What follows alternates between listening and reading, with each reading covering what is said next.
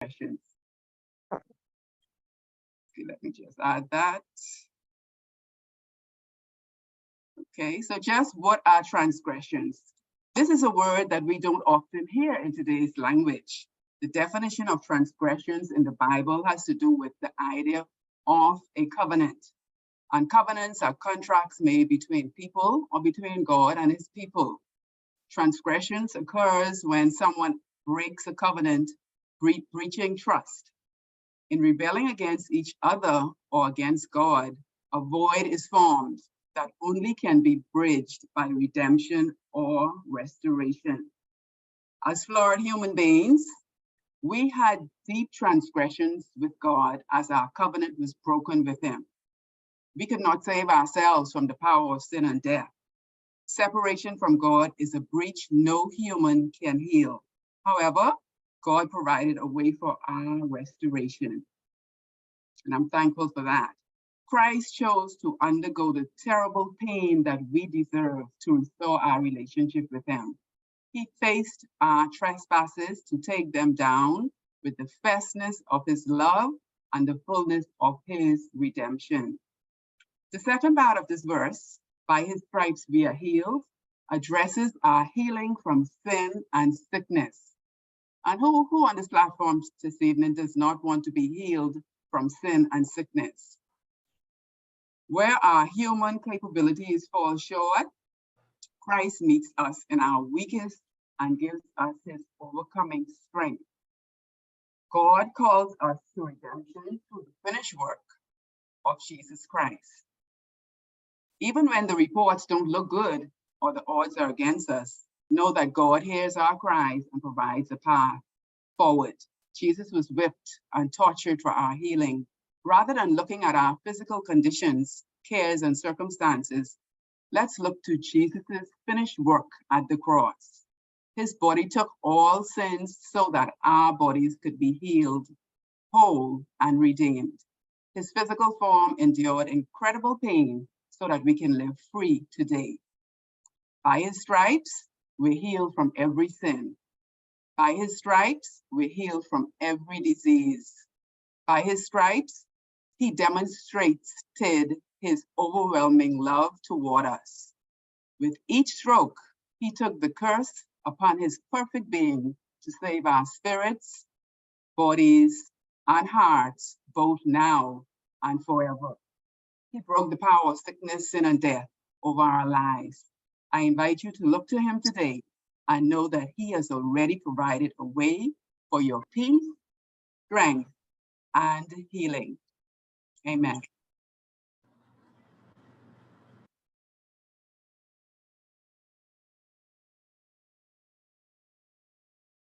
You can go a short prayer for us, please. Okay, you want another prayer? Okay. Kind Father, we thank you that you just had a plan of redemption after we sinned in the Garden of Eden. You didn't just give up on us. You had a plan of redemption. You sent your only begotten Son to die in our stead. And we are grateful that you did that. Lord, help us always to accept this gift of love so that we can have abundant living. But help us not only to keep this gift of love through the gift of your Son to ourselves, but help us to share it with everyone we come in contact with. Be with Dr. Mitchell and Ms. Dawn as they present, or as Dawn presents. Lord, give us open hearts and minds. Help us to apply what we learn to ourselves and share it with others. We pray in Christ's name. Amen. Amen. Amen. Thank you so much. That was a beautiful devotional. And it's very fitting for tonight because we're going to be talking about wounds. So we're very, very happy that you did that. Thank you very much. Among diabetes or diabetics, foot complications are some of the most common, most costly, and most feared. When it comes to diabetes, seconds counts. Sometimes we think about things, we think, okay, it takes minutes, hours, days, years. But when it comes to diabetes, seconds actually counts. Every 1.2 seconds, someone with diabetes actually develops a foot wound. Every 7 seconds, someone dies from diabetes. And every 20 seconds, I know you know this one because we say this all the time. every 20 seconds, someone has a leg or a part of a leg amputated because of diabetes. Here in the Bahamas, and this is a concern worldwide, those statistics are not specific to the Bahamas. Those are worldwide statistics. But here in the Bahamas, we continue to see our numbers also increasing in terms of our diabetes complications, and we're seeing it in younger and younger persons. And so this is a big concern for us. And we, all of us working together, must do something to stop this.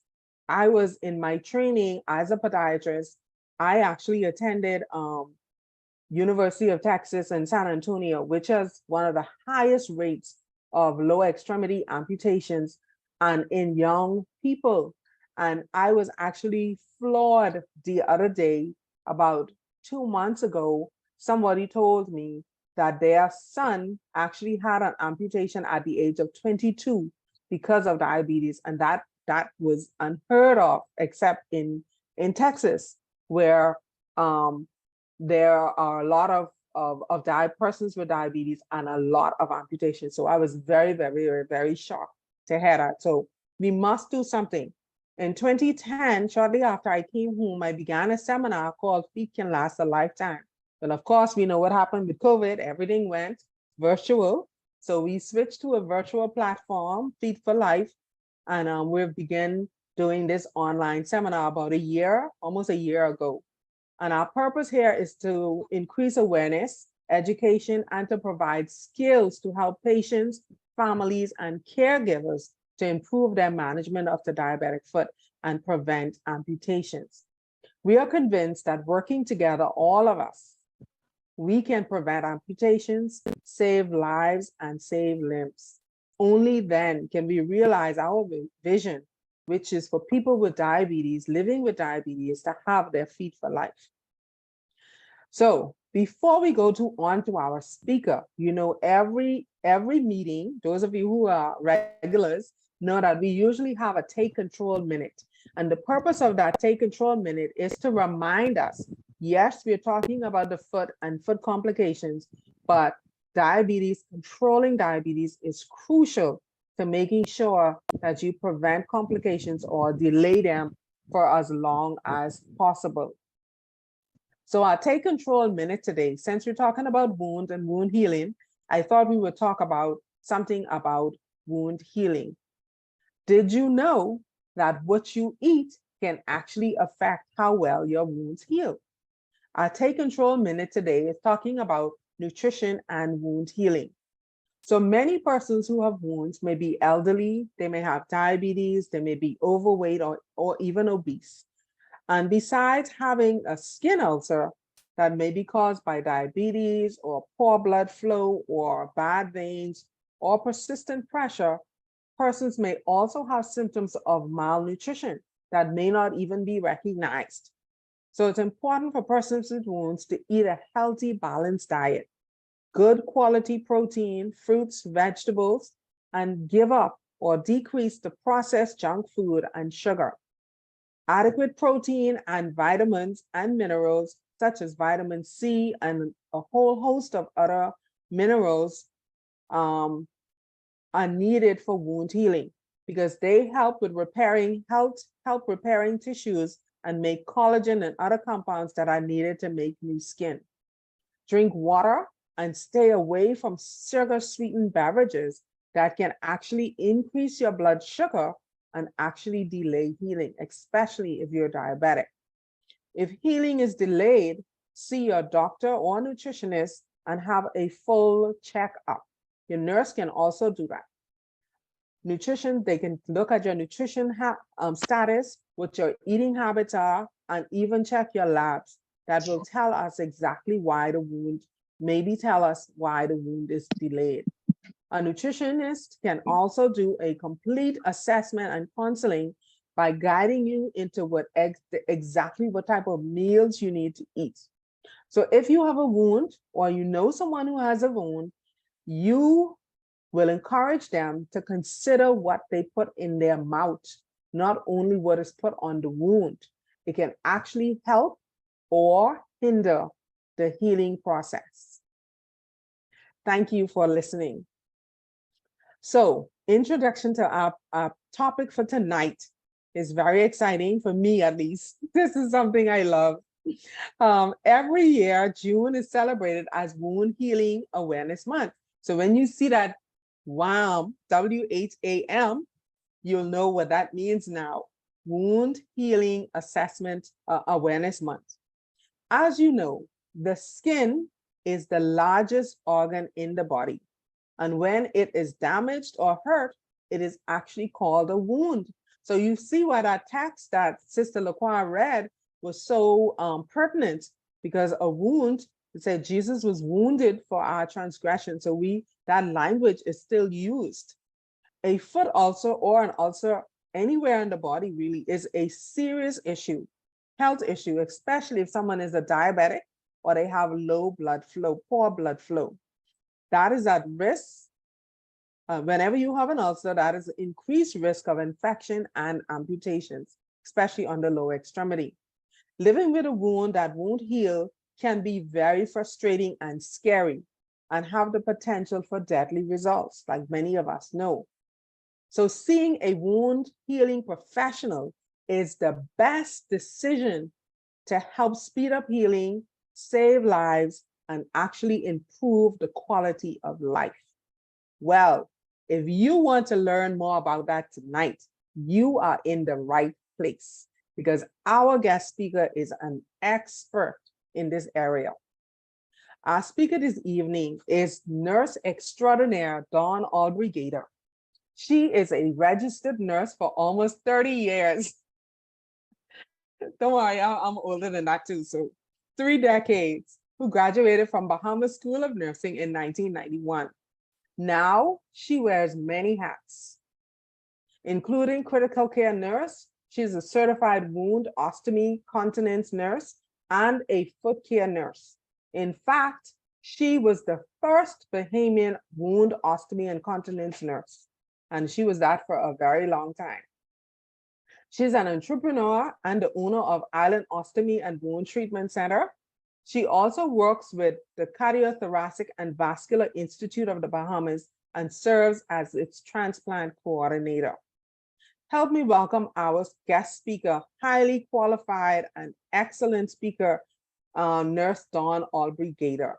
She's here to talk to us tonight about the importance of wound healing, visiting a wound healing professional, giving you the basics on wound healing, all that you need to know. And I'm sure we will have a lot of questions when she is done. So Nurse Gaitor, you can unmute yourself and you'll be ready to hear from you. Well, good night, everyone. This is a setup. Monique, thank you for the invite, and good night, everyone online in Zoom. I am asking that each of you bear with me. This is the first time that I'm doing this, and I don't even know if I'm going to do it right, but I am going to try. So I was told that I have just a few minutes, so I'm going to jump in by sharing my screen. We can't talk about wound healing without images.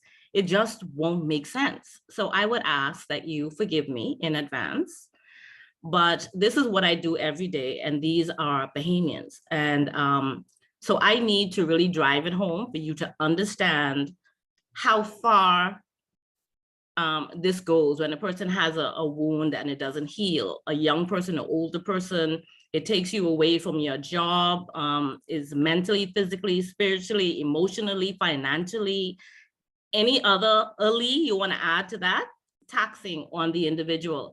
And it is important that you find the right person, because you can end up anywhere and everyone will take you in.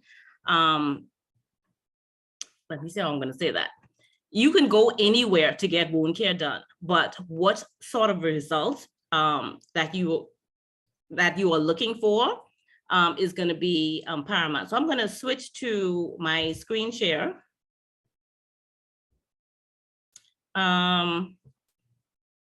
It's saying that the host disabled my screen sharing, Monique.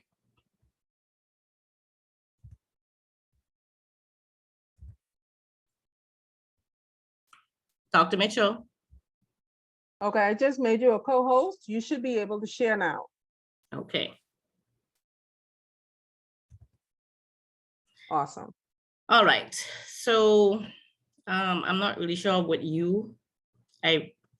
all right. So this is my first time, so please bear with me. So we're talking about wound healing basics tonight. And this slide that you're looking at, I want to take you back to when you were children. And that is about 30 or 40 years ago. So I would say, how many of us remember our childhood of 30 to 40 years ago when we were allowed to be children, to roam free? You know, we had many great friends, great nutrition, because our moms and grandparents, they were stay-at-home persons. They knew how to cook healthy meals. We ate as a family. Fast food was a treat.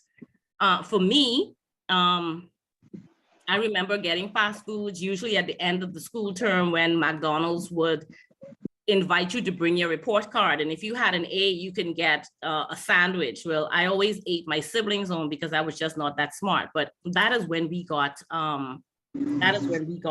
fast food. So it is not really something that we had a lot as children.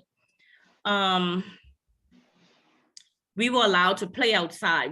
We ran up and down. We had a lot of exercise. We had no sweet pops. You know, we'd be outside sweating all day. You drank from the garden hose, or if you were in a community and they had a community pump, you drank a lot of water from that. We never overate because there was really never a surplus, but we had enough, and whatever it is that we ate was really healthy. The air back then was really clean. And I can't say that I really remember a whole lot of friends being in hospitals sick with the diseases that we see today. You know, unless they probably had asthma or something like that. Not a lot of my friends or even family members or persons that I knew were hospitalized for anything specific. And then for most of us, we knew that the rule was when the street lights come on, it was time for you to get home.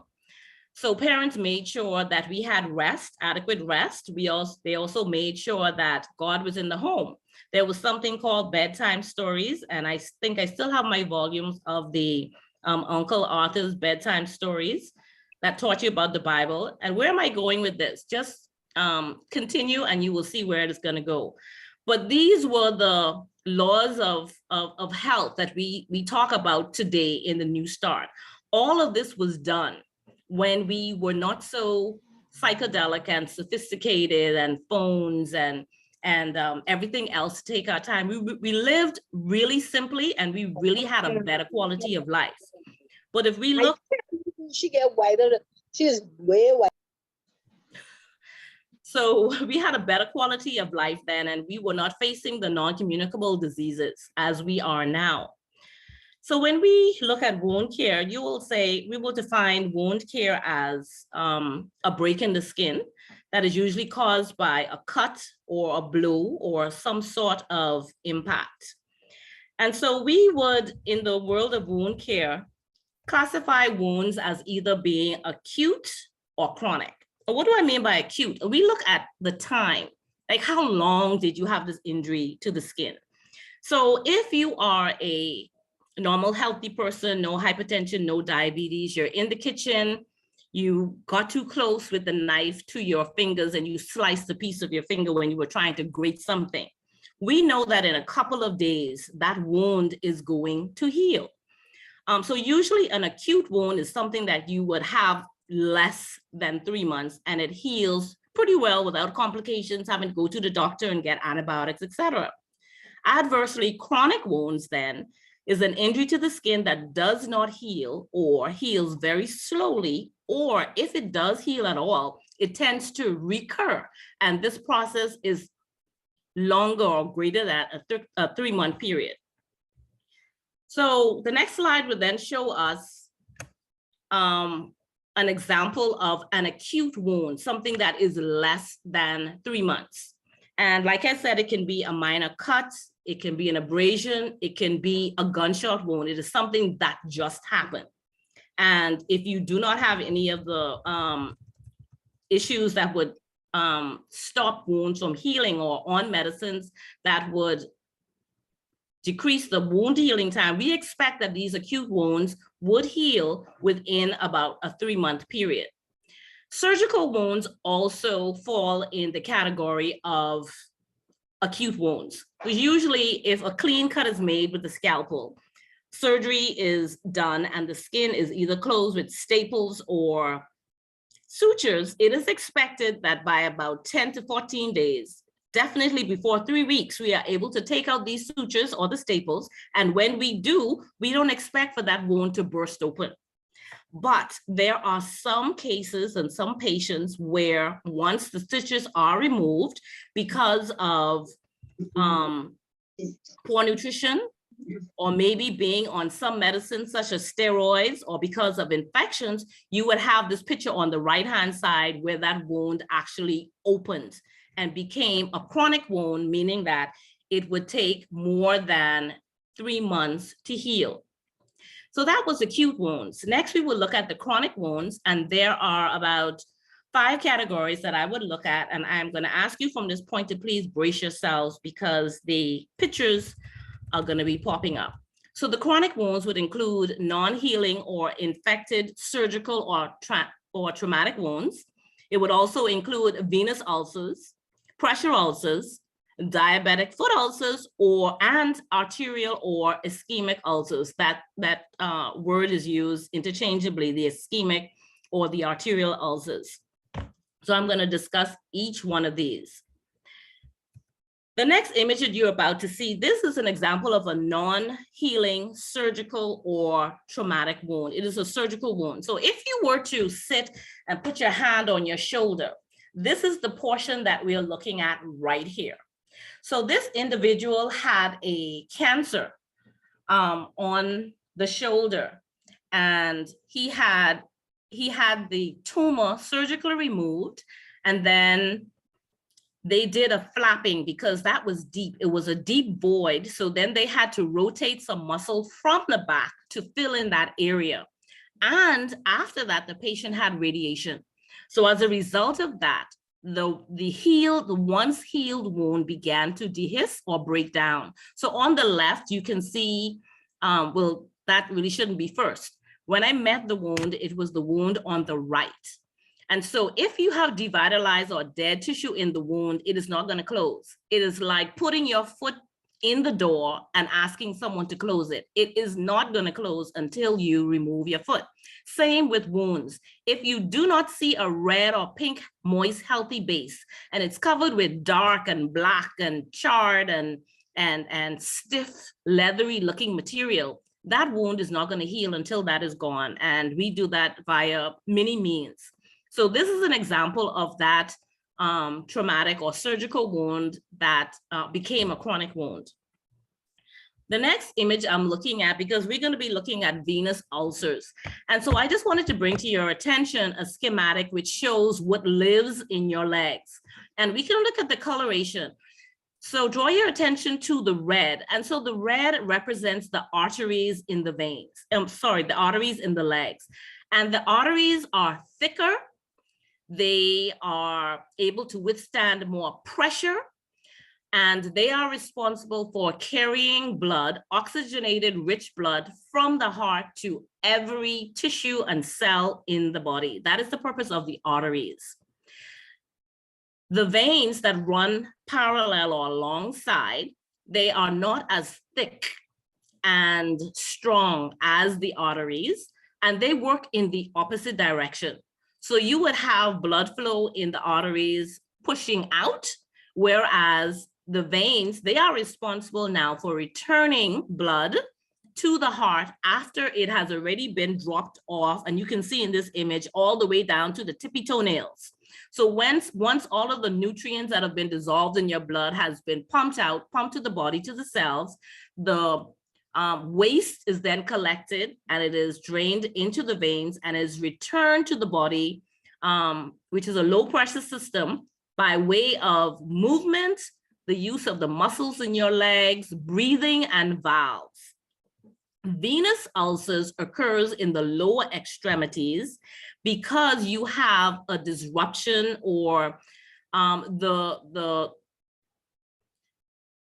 Okay, so the veins, they become stretched out like an elastic band that has lost its recoil. Let me go further to say, you can look at an abdomen or non-pregnant abdomen that has 6 packs and then compare that to a belly that has had 10 children.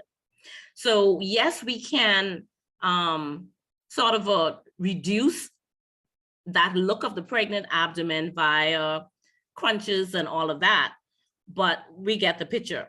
So when you have venous ulcers, the precursor of that is venous hypertension, a history of blood clots, or having varicose veins. So what happens is that you have the veins not being able to distribute the blood through the veins to go back to the heart properly.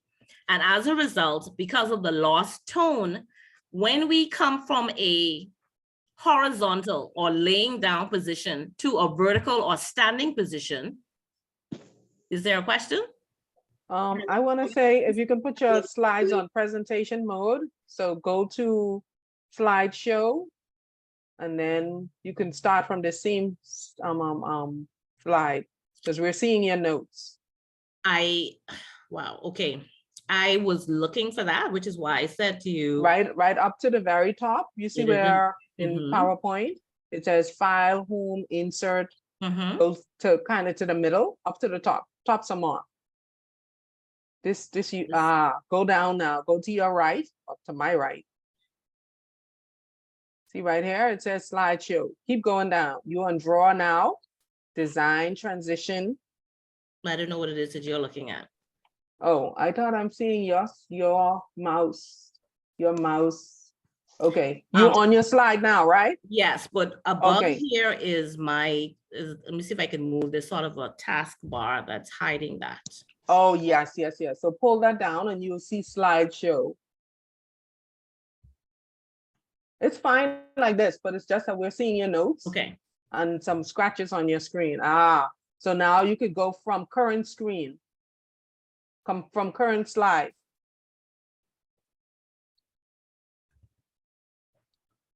You see the words up here? I'm clicking on slideshow. I did. Click it again. Okay. Now come right below that, right where you were just now, said current slide. Come down, go to your right. I mean your left. My left anyway. One more. Come on, you're going the right way. Keep going. Oh. One more right there. Okay. Perfect. This is good for you, not for me though. Oh. Well, go back then if that works better. So I see the scratches too, but I don't know where they come from. And yeah, that's fine though. The scratches is okay. That's no problem. oh boy. Okay. So therefore, I have lost my arrow to advance the screen. If you just click enter, it will proceed. Yeah, I am doing that from here.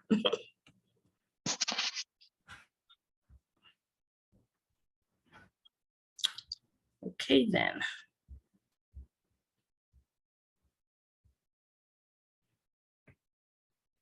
Honestly, it is really not moving.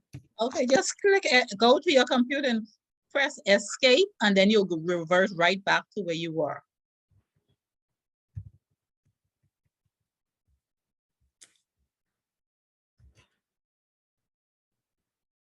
You have escape. Is this your laptop? Yeah, it is, and I am doing that, but wow. Okay, okay.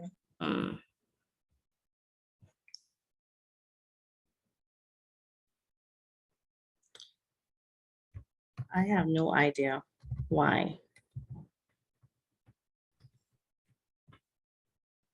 You see view up in the top right corner? I'll Yeah, click go right over on some one. more. Go over some more to view.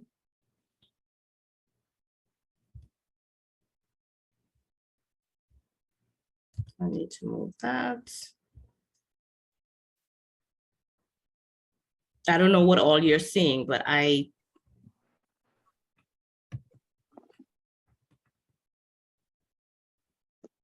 yeah, it is not allowing me to advance with the enter or the taskbar or anything, or escape. What about the arrow up and arrow down? Yeah, I'm doing that. I don't know why.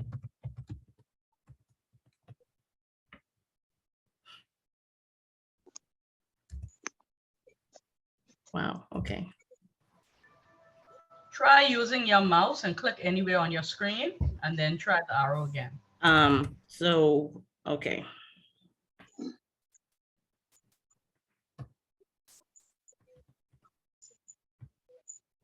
Okay, so we were looking at the risk for developing venous, thank you very much, venous ulcers. So venous hypertension, a history of blood clots and varicose veins, they set you up for developing venous ulcers because they all destroy the integrity of the vein, and it also distorts the blood flow. So if you can imagine a screen, everyone has a screen in their home, and it stops mosquitoes from coming through if there are no cracks in the screen. So when you have venous or hypertension, you tend to have a movement of fluid, blood, and serum that is supposed to be in the blood vessels, and they tend to leak out into the tissues.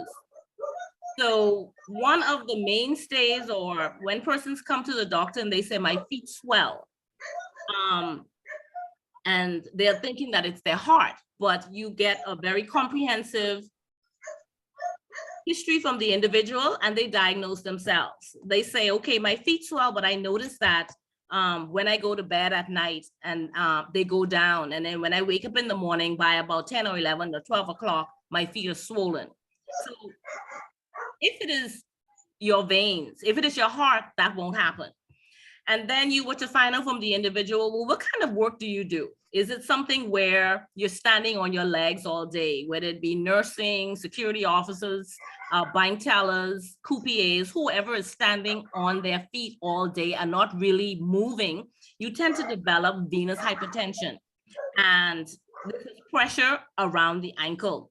And then what tends to happen is that because of the fluid leaking out into the tissue, protein comes with it and it destroys the, it breaks down the collagen in the cells and the skin becomes very, very unhealthy. So no matter what color you are, you can be very, very light to very, very dark because of this constant everyday fluid moving out of the veins into the tissues and then going back from the tissues into the veins each and every night of every day of every week of every month of every year of your life. There is going to be a change in the color of the skin, really just at around the ankle. And that is like the lower third of the leg. So this is a hallmark sign whenever someone comes into the office and they take off their socks and we see this pigmentation, we know that this individual has venous ulcers. And so this is just a picture of a schematic of what the venous ulcer, what the leg would look like. So there is a pigmentation of the skin, and that is due to the fact that when the fluid comes out, you also have the red blood cells coming out, and the heme, the iron portion of the red blood cells, they're so large, they can't come through the skin. And so what it does is that it attaches itself under the epidermis. And so it's like a natural tattooing of the skin. And this is not reversed. So people come and they're like, why are my legs so black? You know, but this has been going on for a very long time. And it isn't until you start to have symptoms that you tend to take notice of what is going on with your leg. So these are telltale signs that allow the medical practitioners to know what is going on with the leg. And then when you have that healthy skin, all you need is one little knock, one little hit, one little cut, one little mosquito bite. and the skin breaks down. And usually that's what they say, you know, I only get bite with something and I scratch and this just break out. And so because of the venous pressure and the unhealthy skin, you would just have this spiraling condition where the wound gets bigger and bigger and bigger. And you would hear from persons, oh, you have your leg wrapped up all the time. It needs to get air, or you need to go into salt water. All of a sudden, everyone becomes an expert on what you need to do.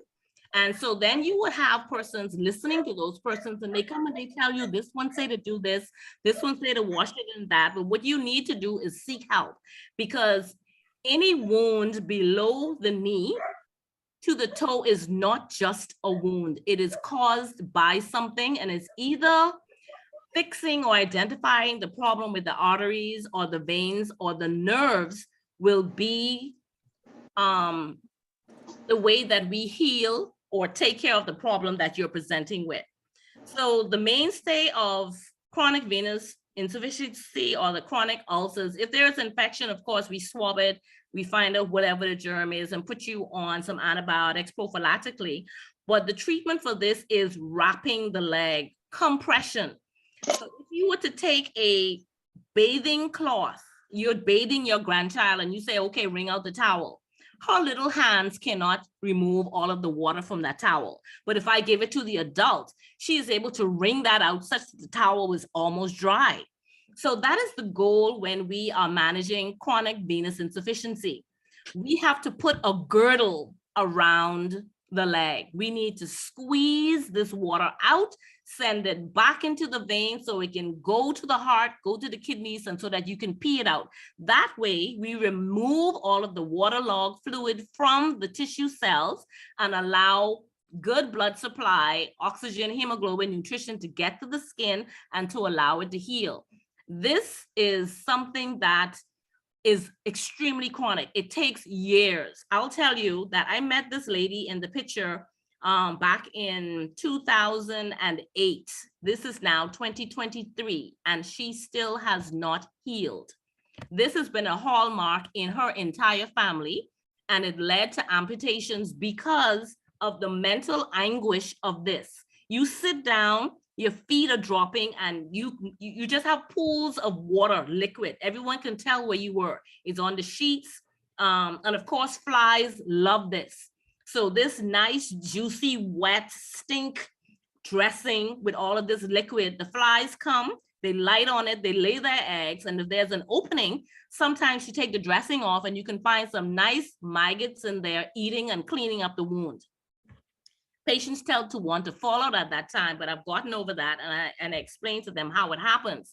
But the mainstay of this would be to compress the leg, and it is done weekly to, like I said, to remove the fluid to allow blood supply to get to the area. So these are venous ulcers, and it's a condition of the veins. So these are just other pictures. This is another example, and this person is darker. So as you can see that it's in the same area. It's either on the outer or the inner side of the foot, and it's in the lower third of the leg. If you pour water in a cup, it is going to go to the bottom of the cup. It is not going to stay to the upper part of the cup. So when you throw your legs out of the bed, fluid is going to go down to the foot and to the ankle. And so if your veins are not elastic and have that recoil to accept the blood that's coming from the heart and also push it back up, it is going to remain stagnant in the lower third of the foot, and it is going to swell. You end up with a break in the skin and wounds that are chronic, taking years to heal. Again, venous ulcers of various kinds. This one has a dermatitis because you can see the crusting, but the treatment is the same. You have to compress the wound. So next we move on to pressure ulcers. And this is something that we tend to see in persons who are not able to move as a result of damage to the spinal cord, or maybe a decline in their cognitive function, such that the brain is not talking to the rest of the body and recognizing that, okay, I've been laying here for an hour now, I need to move. So if you were to think how many times you shift at night, turning over, turning left, turning right. someone who has had a stroke, someone who has had a spinal cord injury or transection and they are paraplegic, meaning can't move from the neck down or can't move from the waist down. So they have two whammies. They can't move, plus they can't feel. And so as a result, you have areas of the body where you have very little fat pad over a bony area. The skin is then compressed over that bony area. You have a reduction in the blood supply. You have a reduction in nutrition and oxygen going in, and the skin becomes ischemic, lacking blood supply, and it begins to die if you don't switch the individual. So for the elderly, there are many other factors, such as they don't eat, their nutrition is poor, they're not drinking because they don't have the centers turned on to say, hey, I am thirsty as you get older. The healing process drastically declines in the elderly. So it says that in your prime, by about 28, 30, that you change your skin every 28 days. So that is drastically reduced by the time that you're 70 or 80. Something that may heal in me may take months with the elderly, coupled with the fact that they may have low iron, not eating, not able to move. You have moisture, you have constant soiling with poop or feces that will tend to further complicate the wound. So you can have pressure ulcers in the back of the head, in the back of the shoulders, the buttocks, on your, what we call our gun casings. You can have them on the heel. If you have any elderlies, this is where they tend to have them. And pressure ulcers are from stage 1, where the skin is reddened, but not broken, all the way to stage 4, that you can see bone. So it's passed through the top layer of the skin, the fat, the muscle, and the bone is exposed. They are very difficult to heal, very time consuming, and very costly.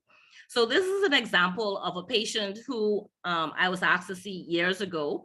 Of course, we can see that this is a pressure wound. It has been there for a while. And so the skin is very, very leathery, dry, and black. This is like trying to close the door with your foot in the door. So this wound will not close until this black area is removed. And what I am looking at then is pink healthy tissue where the sides are able to move towards each other. And this image is just showing pressure ulcers. This is someone who had a broken leg and they were in bed and not able to move. And so the way that they were laying or whatever their foot was against, you would have pressure areas over bony areas. Again, this is a stage 1 becoming a stage 2 pressure ulcer on an elderly. The elderly skin is very, very thin. They lose the ability as they get older to anchor the top layer to the second layer of the skin. So the elderly, if you give them a pair of tennis, you don't want to give them tennis with string. So we tend to find something with Velcro. So I'm bringing your attention to the Velcro. You would have the hard part that sticks into the soft part. And that is how this top layer of the skin anchors to the bottom layer of the skin. But over time, those projections tend to flatten out. So therefore, there is no anchoring. So if you're pulling the elderly and pushing them across the bed and it's wet and their skin gets caught on the sheet, you would have a break or a tear in the skin. And what you tend to see on the surface is only the tip of the iceberg. They will tell you that the iceberg, whatever you see outside of the water, represents only 10% of the iceberg because 90% is underwater. And the same is with this wound. You may say it's just a small discoloration, but by the time we start to look at this wound, as you can see as I go, the damage is like a pyramid that you invert and turn upside down.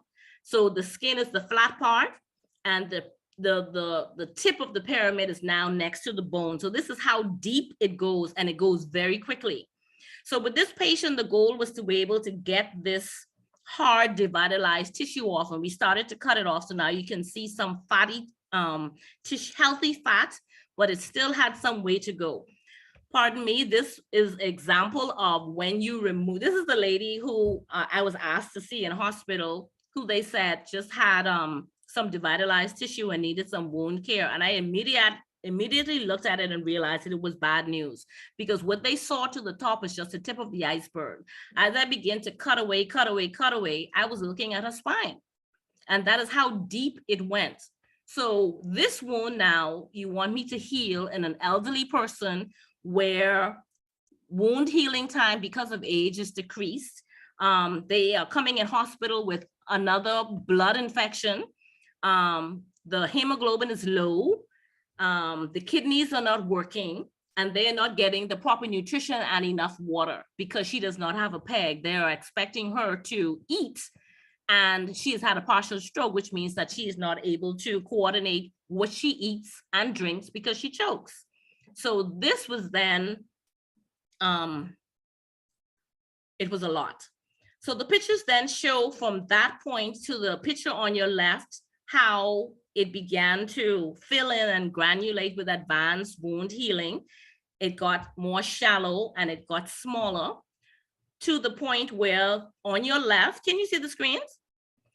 On the left is the initial wound and the right is where we ended up. It eventually closed, but I couldn't find that image of where the wound actually closed. And this took me 15 months to heal.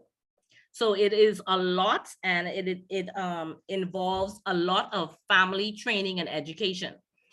So we're talking about diabetic awareness, and I want you to know that no one really is interested in trying to chop off someone's foot. You know, that is not the first goal. But a lot of persons, when they come to the hospital, this is the last Hail Mary. You know, they have been home with the foot. They have been going everywhere. They've been using any and everything except seeking medical advice. And tests are done. You try to do tests that involves dye to see where the blockage is, to see if they can surgically bring blood supply to the area. But some of them are not able to use the dye because the kidneys aren't working. But we try our best to be able to bring blood supply. And this is just showing in the yellow that there is a blockage in the lumen of the artery with fat or plaque. And that is why the blood could not pass. So it's like a drain that has been clogged. You move into a new house and the water goes out perfectly. After about 5 years of about 5 girls inside there, everyone perming and washing their hair, and you in the kitchen cooking chicken and the fat going down, those pipes are going to clog, and then the water starts to go out slowly, and you call the plumber.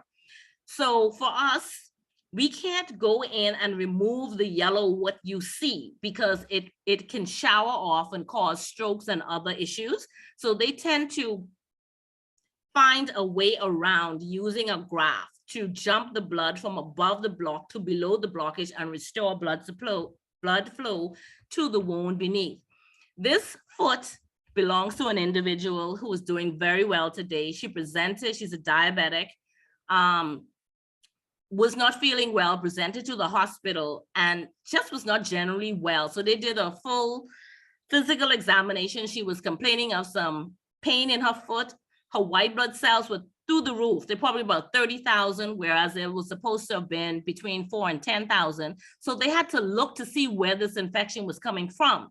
And when they looked at the foot, they realized that her foot was full of pus. She had stepped on something. And because diabetes turns off your alarm system by about 2 weeks, if I step on a pebble in my shoe today, I'm not walking out of my house with that. I'm going to yuck my shoes off. I'm going to shake out my shoes and so that I can walk. But the diabetic is not going to feel that.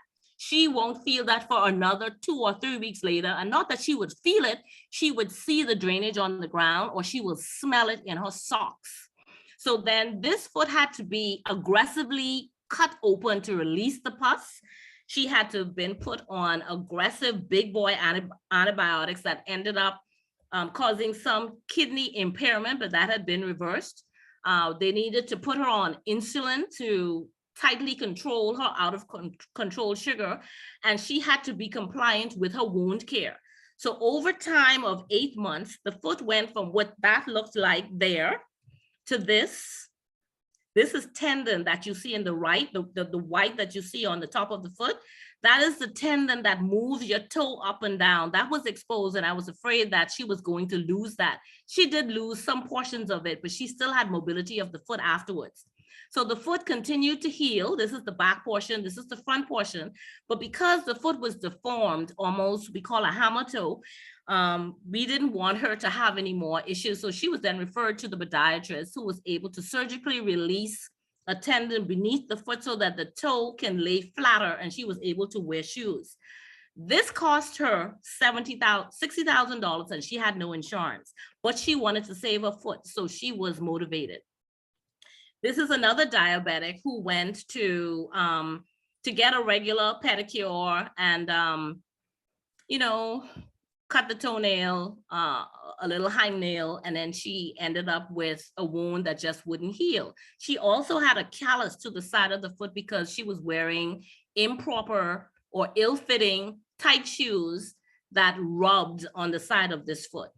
So it was infected. It did not go to the bone. We kept checking with MRIs, but it took her some time for that wound to heal.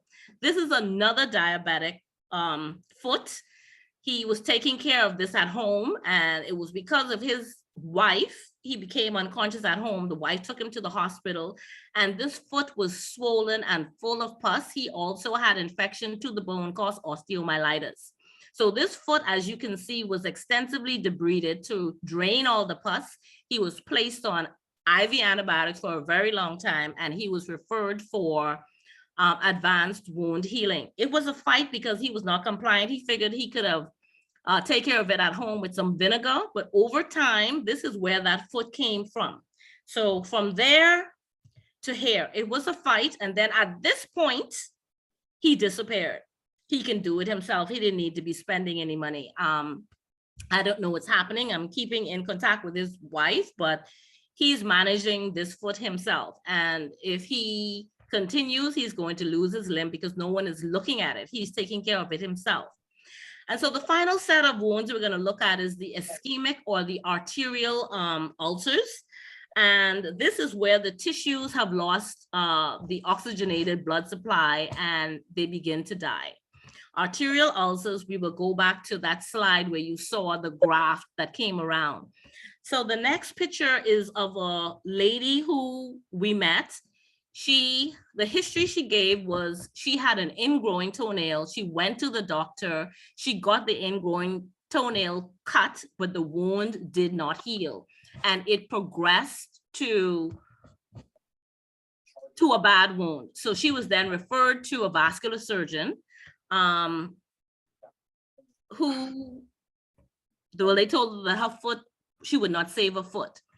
But they did everything possible to save the foot. She did have a peripheral bypass. This white thing that you see is the tendon in the foot. She did lose the tendon, which means that she does not have the ability now to pull her foot up and like press the gas pedal or put it up. It's locked in an L, but at least she can walk. So before wound care, or this is after she would have had peripheral bypass, and we restored blood supply to the foot. These tissues were lacking blood supply for a very long time, but we confirmed blood flow via Doppler. So she did have blood flow below the level of the knee all the way down to the foot. This took her, I saw her today. I have the final image. I discharged her today. This took her 3 years. So she went from that to this with a lot of debridement, taking off the dead tissue, taking the foot out the door so that it can close to that. And this is the final picture on the right today. So she may have lost a few toes, but she does have a foot and she is not incapacitated. She is still able to travel. She walks with a stick just to stabilize her if she wants, but she is very happy that she has her leg. And that is the goal of wound care and diabetic foot care, but we can only do that with early detection. So if you find that there's a problem, don't go to your neighbor, go to the appropriate professional so that they are able to assess your foot and direct you to the right source of care. I always tell diabetics, whenever you go to the doctor for any other reason, what I need you to do is in your physical examination, take off your shoe, because your doctor needs to see your feet. He may not be the specialist in that, but he surely knows who to refer you to. So in our office, I don't care what they come for. They come for heart disease. If you say that you're diabetic and you have to have open heart surgery or whatever you came for, once I see diabetes times many years, I ask, do you have a podiatrist? Who is that? What is that? What they do? Do you have an ophthalmologist that you see regularly? Do you have a dentist that you see regularly? Well, they're saying that no one told them that they need to see these people. Either that or they're just plain crazy. But I make sure that I take off the patient's shoes and examine their feet, because sometimes the only time you see them is when something else brings them into the office. So like I said, this lady, it took her 3 years to heal. So I'm going to go back to this new start. And so Dr. Mitchell had talked about the importance of nutrition. So give the body what it needs and it will heal itself. So I always tell my patients that most of your food should come out of the first aisle, which is the produce aisle, and it should not have an expiration date on it. Genesis 1:29 says fruits, nuts, and whole grains. And for a lot of people that come to the office, this is the first time that they're hearing. And so you find yourself having to be everything. The physiotherapist, you have to find yourself being the nutritionist, because sometimes this is the only time you're going to see people in the office. So we talk to them about nutrition because physicians don't necessarily talk to them about nutrition because they weren't trained in that area. You would talk to them, especially with the heart disease or the non-communicable issues where they're overweight, 5'2" and you weigh 303. You can't walk upstairs, you're short of breath, your heart has failed, but you're still eating bamboo shack, Kentucky in the morning, taking your children to Wendy's on the way to the hospital, on the way to school, and stopping at McDonald's on the way home. And instead of drinking water, everyone is supersizing the drinks that are full of sugar. Nowadays, the devices where we used to be outside 30 or 40 years ago, everyone is inside and they are connecting via the phone. And we don't want to mess up our color, God forbid. So we stay out of the sunshine. Temperance has gone out of the window because there are no boundaries on what should be done. Whatever makes you happy is pretty much what goes, including what we eat and how we eat. So getting outside, walking around, exercising, fresh air, getting enough rest, and also putting your trust in God is what I daily try to talk to the patients about whenever they come to the office in need of wound healing, or wound care. So that is the end of my presentation. Do I press stop share? Yes, you can stop sharing. Okay, so thank you for your attention. I know it was a lot. I know it was probably nasty, but sometimes we have to see the reality of what people are battling with. And the thing is, advanced wound care, am I even allowed to say? Yes. Advanced wound care, you really can't find in the clinics where the masses of the people go, or you don't really find it in the hospital where the masses of the people are. Because we have a very small sector of persons who would have trained themselves in that area and don't have access to persons who would know what to do, how to do, and to get them on the path to healing. And that is one of the biggest issues that we have in the country. So thank you for your attention. Sorry that I don't know how to do Zoom, but it's a new project for me, and I'm going to try to do my best in the future. And thank you for your attention. I'm going to mute myself For a moment, because we're going to have some questions in a minute. Well, thank you, Nurse Dawn. You did an awesome job. Those pictures were, we love those pictures, but persons did not one person left. So they were very interested. They stayed with it and they looked at them and they learned a lot. That was very informative and enlightening. See, we have a thumbs up from Miss Oliver. So awesome presentation. You did a very good job at Zoom as well. So you're saying this your first time, but go, you did a very good job.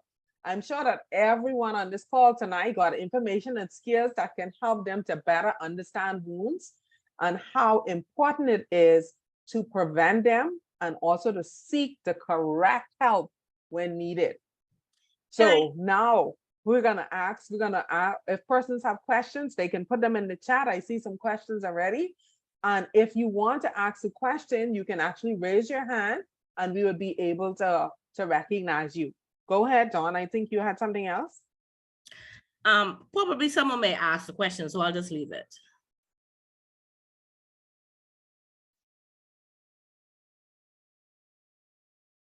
Hello? Go ahead with your comment. I'm going to scan the chat now for the questions. Go ahead. Okay, so bear in mind that when an individual comes to someone's home to do wound care, like an ulcer, there is no magic. It is science.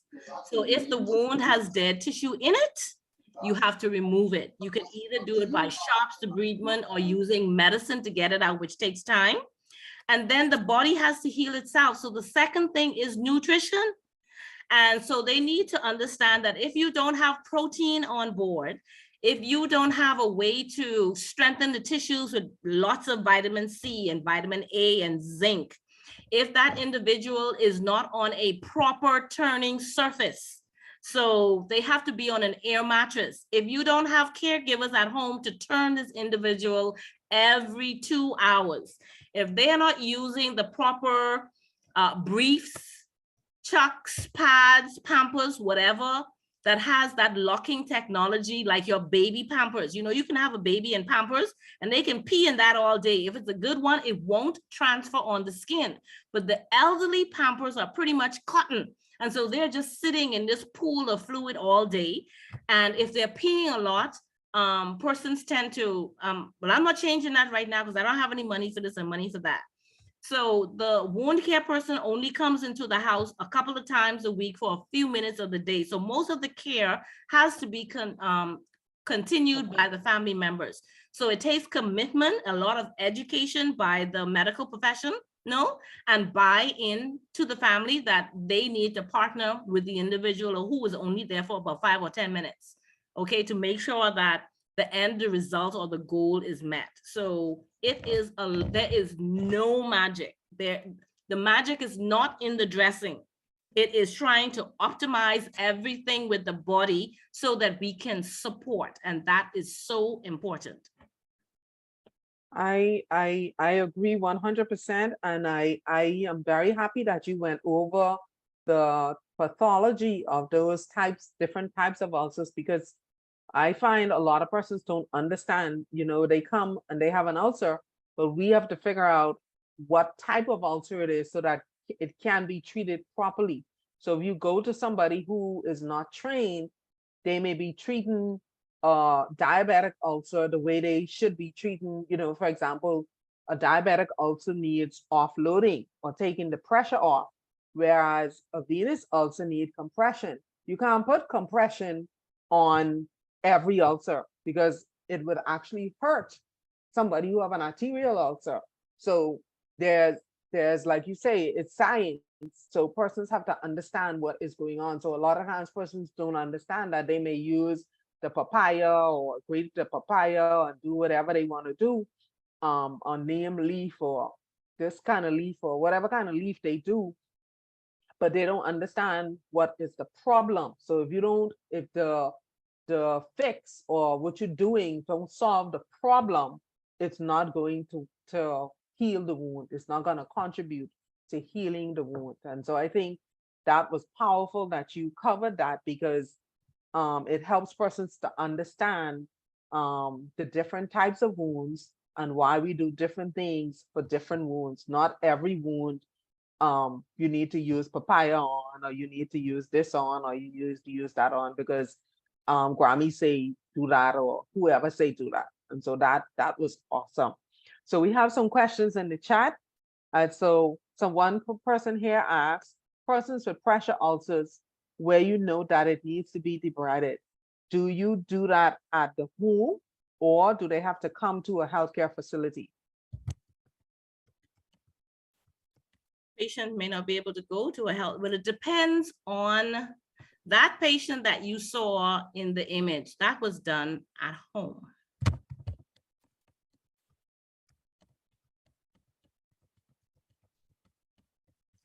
If it is going to be, what do you think, over a vascular area where they're going to bleed? Again, you need to know anatomy and what runs where.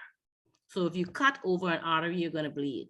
If you're going to cut over a vein, you're going to bleed. So you need to know what it is that you're doing. So for me, I have an outpatient clinic. So I do a lot at the clinic. And in the past, when I did home visits, all of my debridement was done in the home.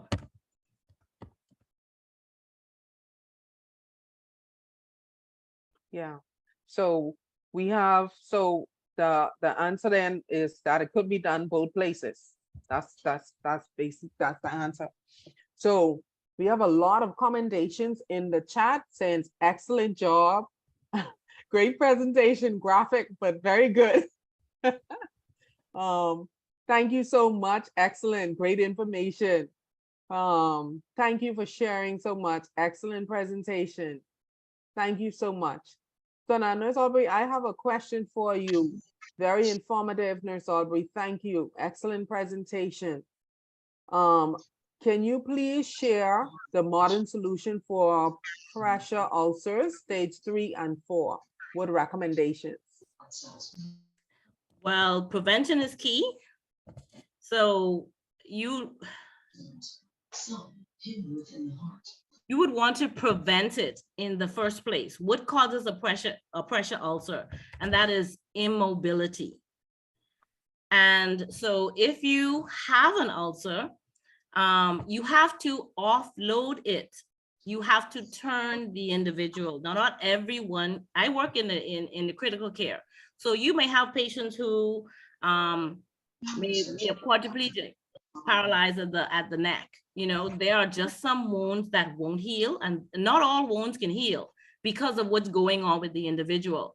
But a stage 3, which means that fat is exposed, you're not in muscle and you're not over bone. So you have to offload wherever it is, keep the individual off of that area.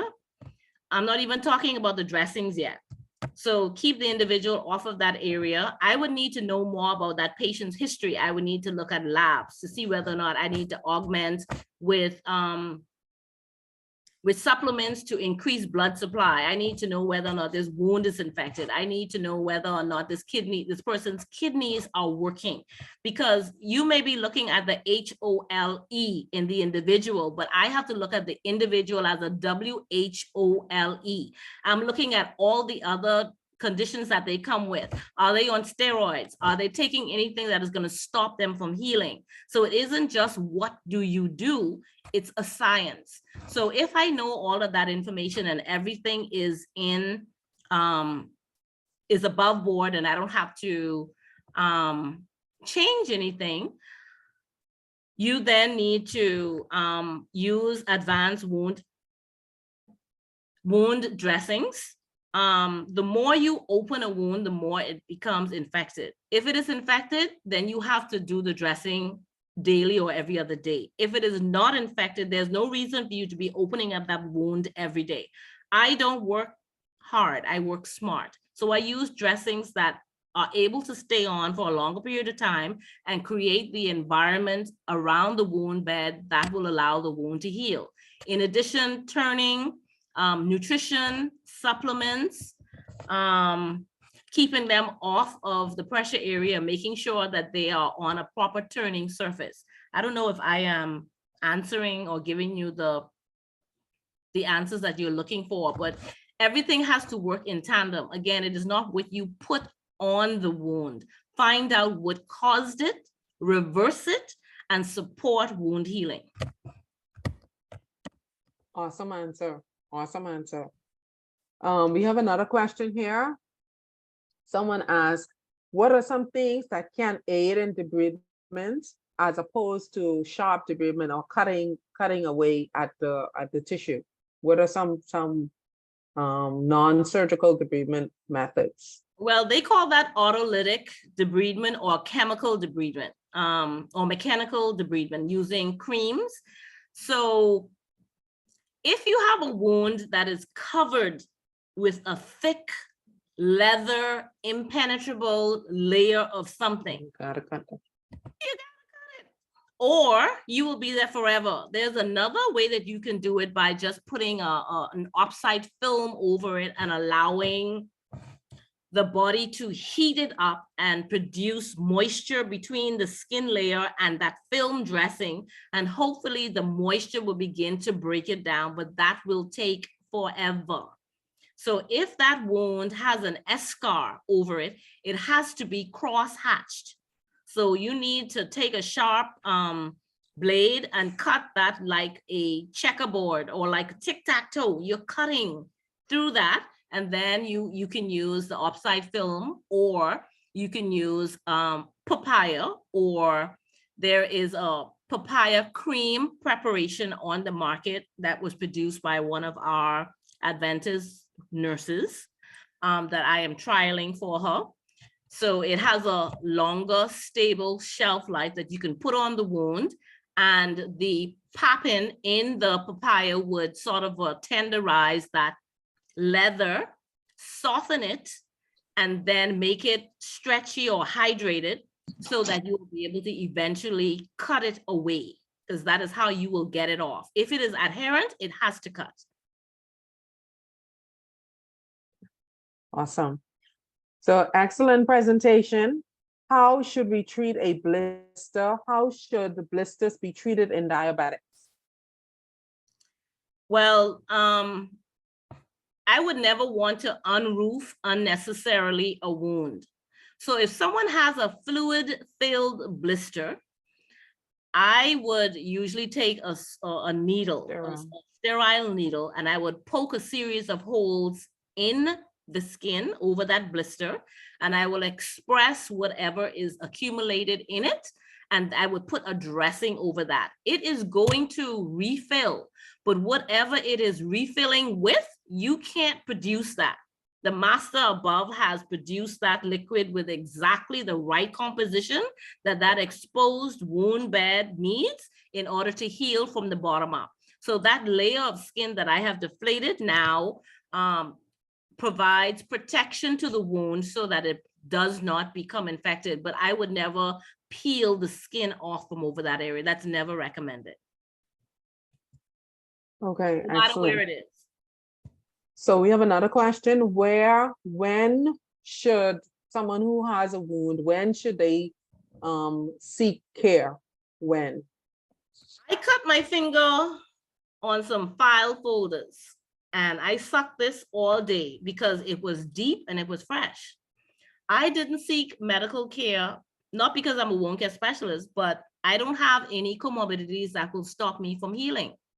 So that depends on if you have issues that would delay wound healing. So I'm not hypertensive, I'm not diabetic, I don't have any high cholesterol, I'm not on any medicines that would stop me from healing. So you have to look at all of that individual, or you have to look at that individual as a whole and figure out, well, why won't this wound heal on her? Why does she have to rush to the hospital? It's different than having a burn. I got scalded with hot water. You're gonna have a burn, you need to go to the hospital. So it isn't a clear-cut answer, but if you have diabetes or if you have any wound below the knee and you have those issues, and yeah, you just need to seek help to make sure that you're on the right path and not let it get out of hand and then go and say, well, I thought I could have, because that's what I hear a lot. Well, I didn't know, or somebody tell me I just could have used neem leaf, or they say just use the papaya. The purpose of the papaya is it breaks down dead tissue. So I wouldn't use papaya on a wound that is red and healthy and vibrant. It serves no purpose. It is only a debrider, a meat tenderizer to remove dead tissue. After that, you switch to something else. So again, you need to know what you're using, why you're using it, and when to move on to something else. Awesome. Excellent, excellent. I also have like a lot of persons do tell me they grade their papaya, and I keep trying to tell them, it's not the magic is not in the papaya. The papaya skin, actually, there's a layer below the green part of the skin that has the enzyme in it, and that is what works. And so grading the whole papaya and put it in the freezer with all the meat and the flesh and everything is not really helping you. And but I think, I don't know, I often wonder if we could use that method to get the right information out, because I don't know how that information got out so well, but maybe we could use that to get to, correct the information. I don't know how to do it, but that's one of the concerns I have as well. So one of the other questions that we have here is persons are asking about training. I see a number of nurses also are on this call tonight. So training in wound care, like I remember you mentioned as you were talking about a wound, the importance of family in wound healing. So it's important for all of us to recognize that it takes a team. It's not one person. It's not Nurse Albury by herself. She has a team. She has doctors she works with, nutritionists, of course, the patients, podiatrists. A lot of persons are involved in the care of these patients. Sometimes they're in hospitals, sometimes they're at home. So a lot of persons. So training is required. Like you're talking about training for the family members that will be continuing the dressings when you're not there. But also for the healthcare team, we need to also look at further training and getting them on board, because too many times we see maybe not the best. I won't say the wrong, but sometimes not the best approach to things that should be done differently. So what do you think about that training? Well, I think you know what I think about it, but anyway, in this forum, there's no lack of information. Everyone who has a phone, the information is there. So you have to have an interest. And there are schools online, if you're doing something and you have done the theory part of it, and now just want to have assistance with the practical part of it, then you can reach out to persons who are able to build with that platform. But you have a lot of persons who are coming and say, well, I want to work with you, I want to do this. And my question is, what have you done to prepare yourself to work along with me? Because I don't need a shadow, I need more than one of me. So if you're going to be with me, that doesn't work or help. So you need to be able to replicate, duplicate, whatever word you want to use. But there are a lot of platforms, a lot of things you can find online that you can have a 6 weeks or an 8-week wound care program that are recognized in the US. Awesome. Excellent. So we have a lot of commendations. Thank you so much, Dawn. This has been an awesome presentation and excellent. Do we have any persons who may have a final question in the chat? You can raise your hand. If you did not put your question in the chat, you still want to ask a question, you still have an opportunity before we close. Okay, I don't see anyone. Okay, well, thank you very much. Yes, This yes. has been. I have a question, please. Okay, somebody, I can't see who it is. It's Oliver. Okay, go ahead. You can go ahead. What about the use of pseudo cream?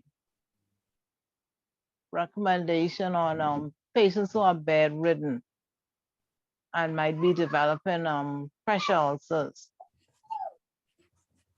What's your take on that, please? Why do you want to use the pseudo cream? The patient is bedridden and possibly have a break in the skin, stage 2. to use as a barrier per se. Okay. Is that recommended or is something else you can use? Any zinc pseudocream, I tend to use something called calmoseptine because it works along with the enzymes that you would find in, it's prepared to repel the enzymes that sort of a break down the skin in urine and feces. Calmoseptine, it's not available here. I haven't seen it, but if pseudocream is all that you have, that's fine. But pseudocream is in itself, and this is why I paused, will do nothing for you. So when you put pseudocream on, if you don't do anything else, they will still get the bed sore. So you still have to make sure that they are on a proper turning surface. You still have to make sure that they are toileted properly, which means that if their pampers are soiled with pee or stool, it has to change. You still have to make sure that they are getting adequate water and nutrition in terms of protein, even as they are bedridden. People used to talk about massaging. We don't do that because that causes friction and shear at the interface of the bone. So the wound starts at the bone and then it works its way out. And that's bad news. So pseudocream is a barrier that you can use to make sure that if the person is incontinent of urine or having liquid stools that you can't control or in a diaper, that the skin is just not sitting in it, but it is only a small fraction of trying to control it. You have to make sure that you look for diapering or inserts that you can put within the pamper. And I often tell people, okay, so if you have someone who's peeing a lot, male, female, within the diaper or the pampers that you have, because they don't have that locking technology, you can invest in baby diapers and you can put that in like a pad. When they pee volumes, the fluid goes in the cells, they swell, become a gel, and they're locked away against the skin. So you can put that patient on a time schedule where you say you're going to now change them every 3 or 4 hours and put a barrier on the skin and do toileting or perineal care before when you change them again. So it can't just be the cream on the bottom. It's just a small part of it. Thanks so much. Like the idea with the diaper, the baby diaper. Yeah, they lock away a lot of, I would say poise, but the poise pads that I find here at Lowe's, Costly. right. So I think that you get more bang for your buck if you were to use like a stage 1 or stage 2 baby diaper. If the patient is only just peeing now, you put that within the diaper, you can save your diaper by just switching out the pamper. The pamper, Right, and change the diaper if they have a bowel movement. And so that would ensure that the patient's skin in that area is not constantly moist and broken down.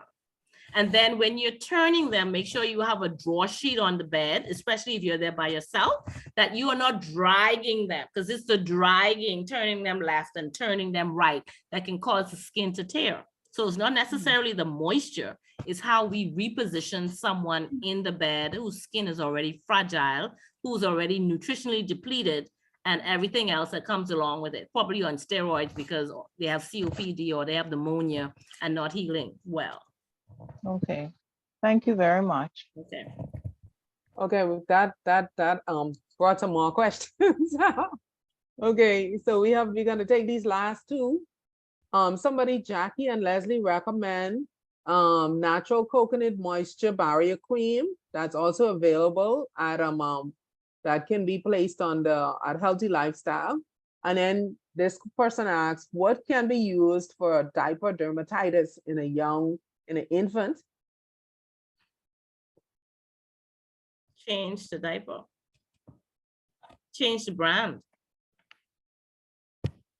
Dermatitis means that there is a reaction to that product. So you may have to find something else, go through a series of diapers. And once you remove the causative agent, Something like calmoseptine will definitely take that away. I use that in adults. So I had a patient the other day who had her rectum removed because she had Crohn's disease. And so you know the rectum is a tube. It's about the length of your hand from the tip to here. So when they take out that tube, there is a hole. So they put tubes in there to drain out any collection as she heals. So imagine now she's in bed and you have all of this drainage from the inside of the pelvic floor coming out on the skin. Needless to say, her skin looks like somebody beat her up and scalded her. I didn't know. They didn't say anything until they were at their wits' end and they realized that they couldn't manage it. And so I gave the husband the calmoseptine, showed him how to just wash her skin with ivory soap, dry it, air dry it, and apply the calmoseptine cream. Within 3 days, her skin was normal. 3 days. That's how very good that product is. CALMOSEPTINE. Yeah.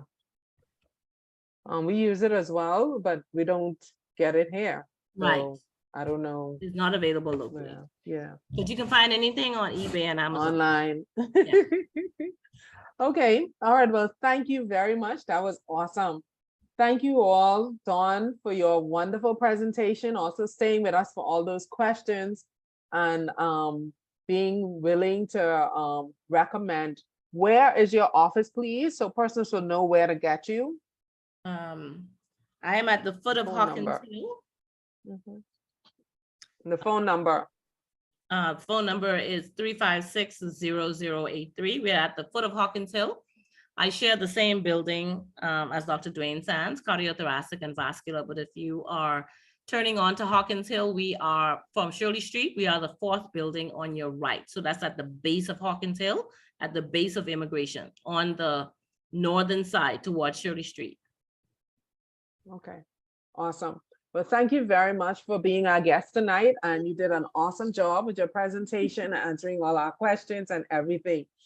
I would just like to say good night to everyone as well. This is actually our first Zoom meeting from our new offices here on Independence Drive. So I'm very pleased that you were able to join us. We did not have a meeting last month because we actually had our opening celebrations around the same time. So we're very, very happy that you're here with us at Family Foot Center on Independence Drive.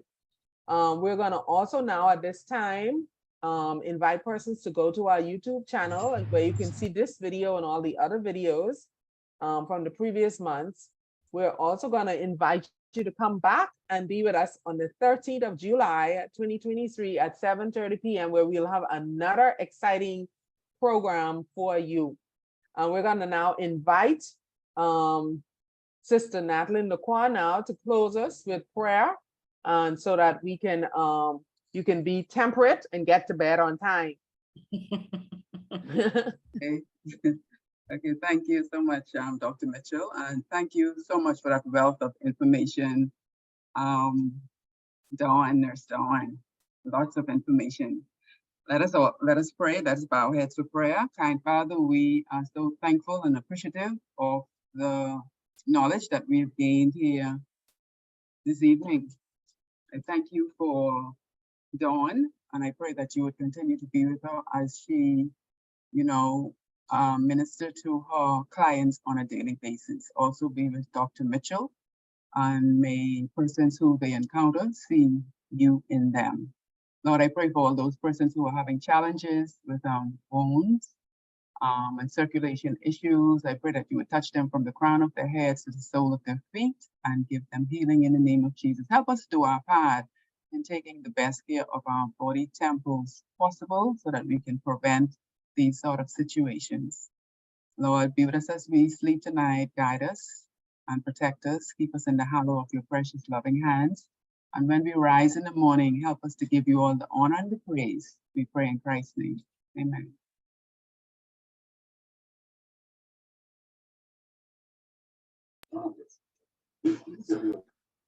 Amen and amen. Thank you so much for coming, and we hope that you had a wonderful evening that you learned a lot and it whet your appetite so that you can learn more about wounds and how to prevent them and how to seek treatment. Thank you so much for coming and have a good night. Thank you too, and good night. Good night. Good night, Doc. Same to you. Good night. Good night. Good night, everybody. Good night. Thank you.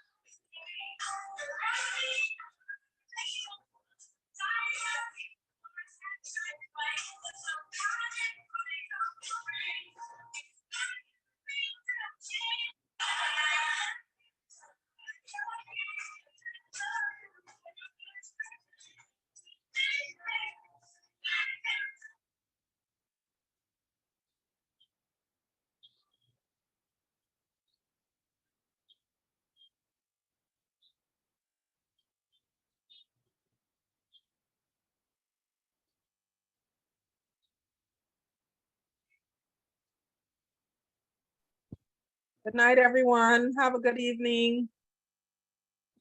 Good night. Somebody can-